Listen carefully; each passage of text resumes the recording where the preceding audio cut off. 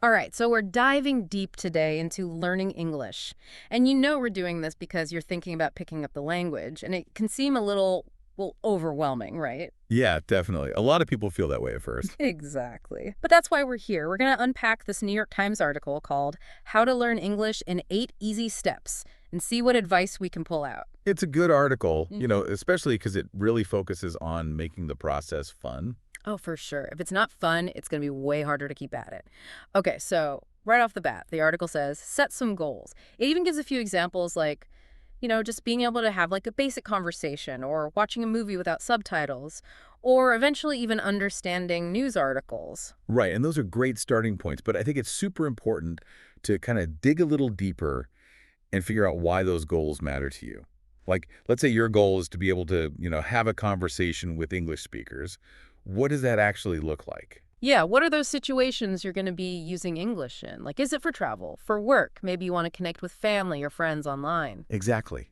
It makes those goals like way more real and way more achievable when you have that clear picture in your mind. It's like having a destination on a map, right? Hmm, If you know where you're headed, it's a lot easier to figure out the journey. totally. And speaking of journeys, the next thing the article jumps into is this idea of reading widely, like all kinds of different stuff. And Yeah. actually, I remember when I was learning Spanish, I would just devour anything I could get my hands on, like Yeah. novels, magazines. I mean, even the backs of cereal boxes. Yeah. It really helped me get a feel for the language, like in all these different contexts. Yeah, and there's a reason why that works, right? It's kind of like how kids learn their first language. Hmm. They hear all these words, they see all these words, and their brains just kind of pick up the patterns. Yeah. Reading a bunch of different stuff in English sort of does the same thing. Feels like you're immersing yourself, right? Yeah, exactly. Yeah. Different writing styles, different vocabulary, even like cultural nuances. Yeah. It's like you're soaking it up. So it's not about cramming, it's more about like letting it seep in naturally. Yeah, exactly. Okay, so we've got reading, but obviously we got to actually speak English too.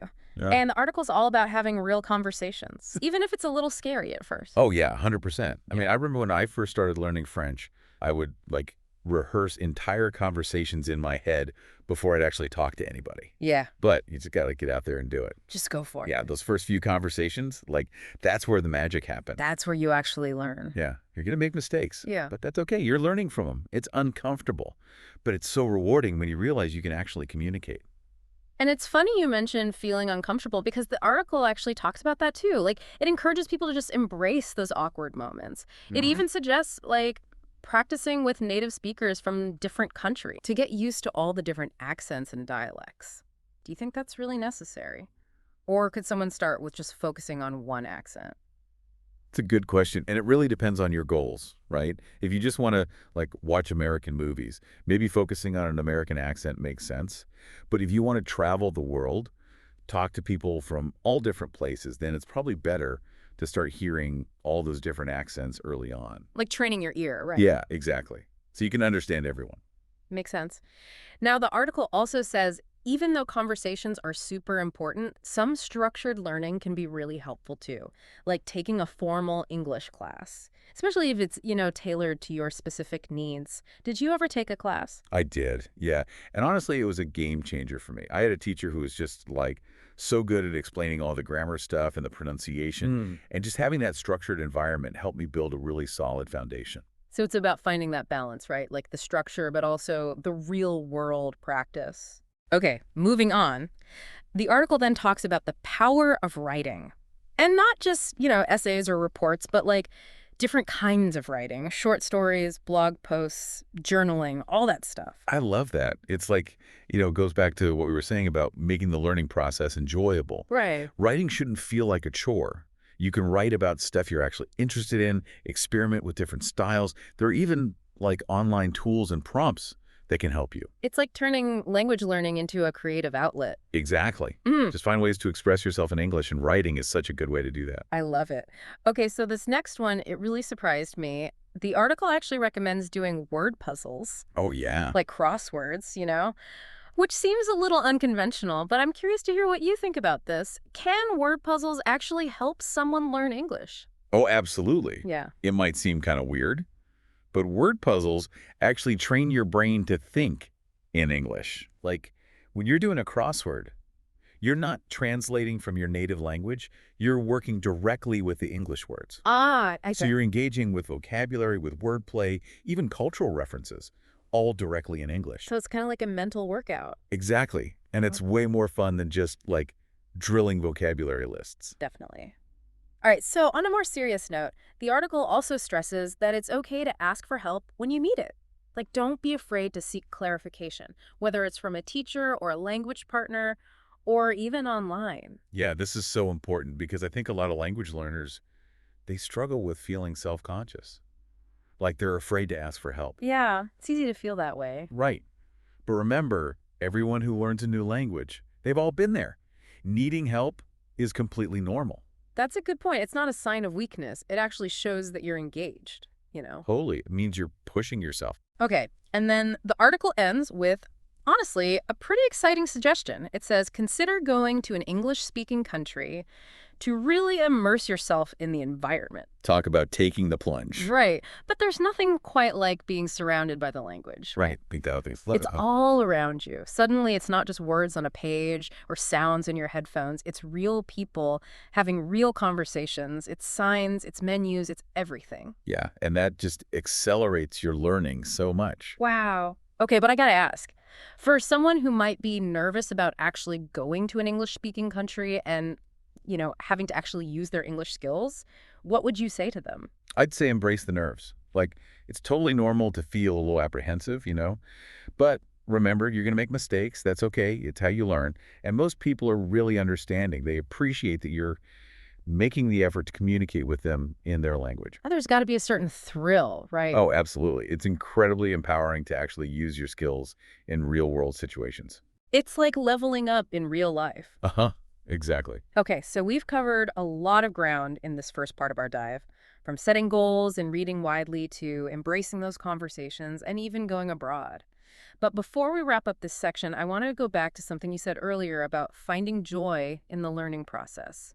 What are some specific ways that someone could make learning English feel less like a chore and more like, a fun adventure? Yeah, that's a great question. And I think it's really personal, right? Like for some people, it might be finding a certain genre of book or movie that they love. Or maybe it's joining an online community or even starting a language exchange with someone. Right, someone who's learning your language. Exactly. The point is, find those things that really spark your curiosity and make you excited to learn. So find that sweet spot where learning and enjoyment intersect. I love that. We'll be back in a moment to continue our deep dive. But for now, just take a minute and think about what excites you the most about learning English. What are you most looking forward to? While we were just talking about finding that joy in learning English, it reminded me of something the article mentions about the history of the language itself. Yeah. Did you know that English has borrowed words and grammar structures from like a ton of other languages? Oh, yeah. I've heard that before. It's kind of mind-blowing, right? Like English isn't this pure, untouched language. It's more like, I don't know, a giant mixtape of all these different influences. Exactly. And knowing even just a little bit about that history can actually make learning English less intimidating. Mm. Think about it. If your native language has roots in, say, Latin or Germanic languages or even Norse, you're probably already carrying around some hidden English vocabulary without even realizing it. That's so cool. It's like having a secret weapon. Mm. But I'm also wondering, if English has been influenced by so many other languages, doesn't that also make it kind of, well, a messy language to learn? Well, I mean, English definitely has its quirks. Yeah. Those irregular verbs, the spellings that make absolutely no sense, the idioms, it can be baffling at times, for sure. Definitely can. But those quirks are also part of what makes English so unique and, honestly, kind of fun to learn. That's a good way to look at it. So it's not about trying to be perfect. It's about embracing the messiness. Exactly. And speaking of change, the article also mentions how the way we learn languages has changed over time, too. Oh, yeah. Like traditional language learning was all about memorizing grammar rules and vocabulary lists, which, let's be real, can be super boring. But now there's way more focus on interactive learning, using apps, games, even virtual reality to make it more fun. Really? It's like we've gone from black and white textbooks to like full color interactive experiences. Totally. I think that's one reason why more and more people are feeling like they can actually tackle learning English. It's not as scary as it used to be. And that shift towards more engaging methods. It really aligns with what we were talking about before, about finding the joy in the process. When you're enjoying yourself, you're going to stick with it, you're going to put in the work, and you're going to see progress. It's not just about what you learn, it's about how you learn. That makes a lot of sense. Yeah. So in your experience, what are some of the most effective ways to learn beyond just the traditional classroom? Well, I'm a huge fan of immersion. Just surrounding yourself with English as much as possible, even outside of dedicated study time.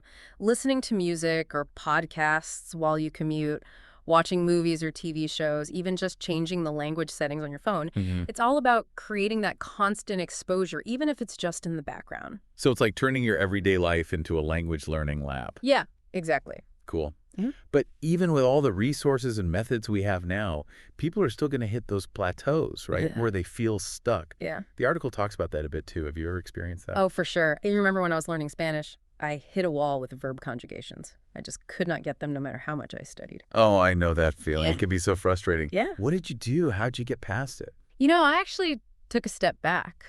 Sometimes when you're too focused on one specific thing, you lose sight of the big picture. So I just shifted my focus. I read more books, watched more movies, talked to my Spanish-speaking friends about just everyday stuff. And honestly, after a while, those verb conjugations just clicked. It was like my brain had been working on them in the background all along. It's like you got to give your brain space to breathe sometimes Yeah. to process everything, and then those connections finally form. That's so interesting. And it's a good reminder that, learning a language isn't always a straight line. There are going to be ups and downs, moments of progress, and times when you feel like you're not moving at all. Yeah, totally. But the key is to be patient with yourself, keep trying different things, and remember that everything you do adds up over time. It all counts. Okay, so we've talked about the history of English, the way learning methods have evolved, even how to deal with those frustrating plateaus. But before we move on to the last part of our deep dive, I want to talk about something that I think holds a lot of people back. Fear. Fear of making mistakes, fear of sounding dumb, fear of just not being good enough. How can someone overcome that fear and find the courage to actually speak English, even if they're not fluent yet? It's such a good question because fear can really stop people from making progress. And honestly, one of the best ways to get over fear is just practice. The more you use English, even in little ways, the more comfortable you'll become. But what about the fear of making mistakes? I think that's a big one for a lot of people. Oh, yeah, totally. But here's the thing. Everyone makes mistakes. Even native speakers, right? Of course. It's part of the learning process. It's how we get better. It's nothing to be ashamed of. It's like giving yourself permission to be a beginner, to stumble a bit, learn from it, and keep going.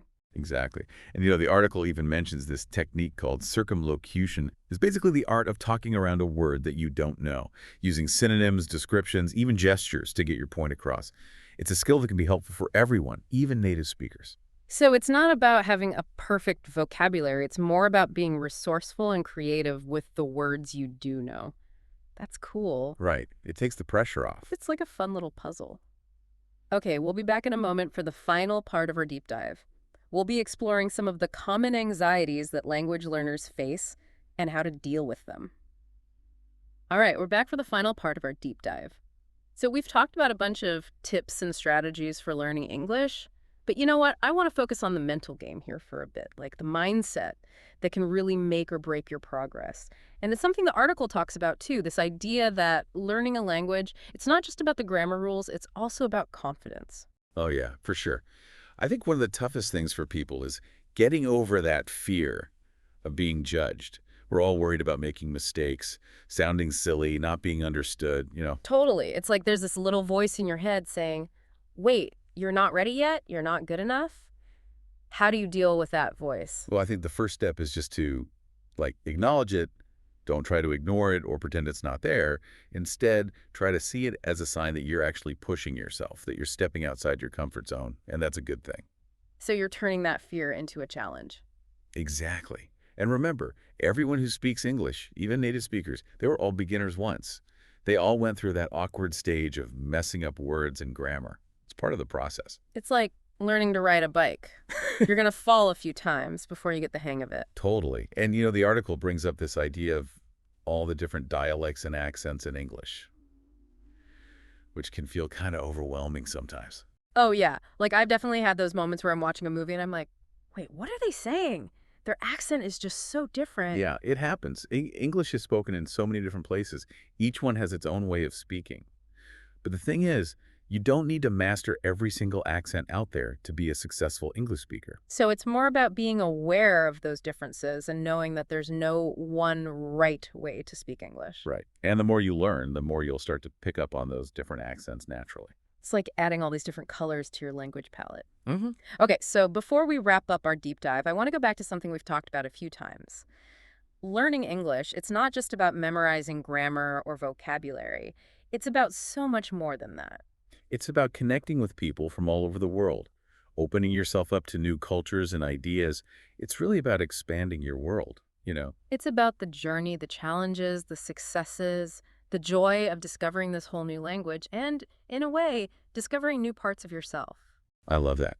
And remember, you're not on this journey alone. There's a whole community of English language learners out there, all facing those same challenges, celebrating those wins, and supporting each other. So to everyone listening, embrace the journey, celebrate those small victories, and don't be afraid to ask for help. You can do this. Thanks for joining us on this deep dive into the world of learning English. Happy learning!